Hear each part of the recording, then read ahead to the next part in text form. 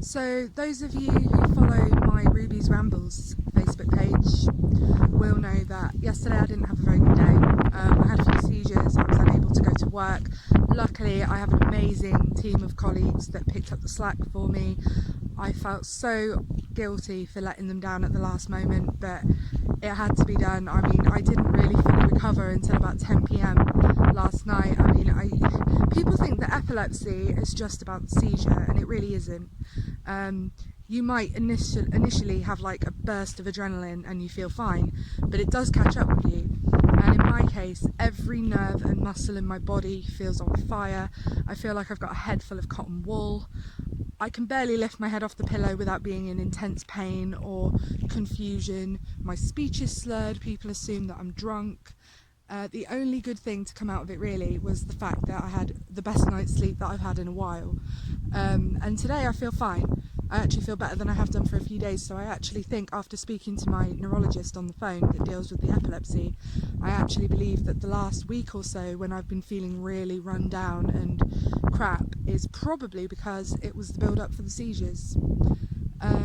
So yeah, it is really debilitating, and I don't think people realise it unless they've been through it themselves or they're related to someone who's been through epilepsy or similar disorders which can cause seizures.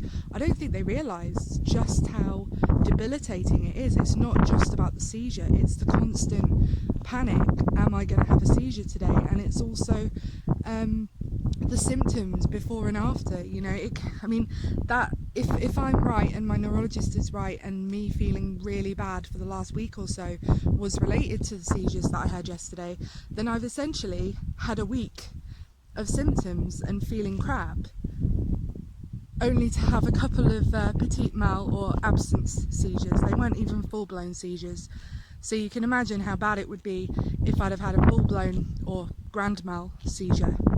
And I'm very lucky compared to a lot of people. I am able to lead a relatively normal life, and also I don't have as many seizures as a lot of other people.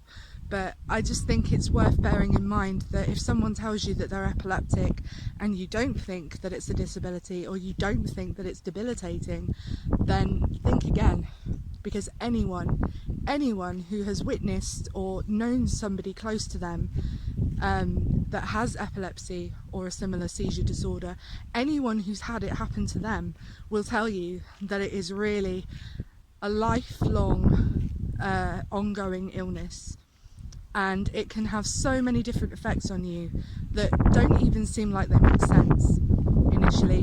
But you know, everyone's different. Some people can just bounce back, but I'm not one of them, unfortunately. But I'm just grateful that I have very few nowadays compared to when I was younger, and that I've found ways of dealing with it myself, and the people around me are aware of what to do in the event of me having a seizure.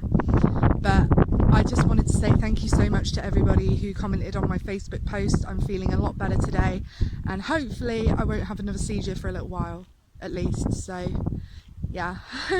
But really, don't underestimate epilepsy. It is a big deal, and it is very, very debilitating.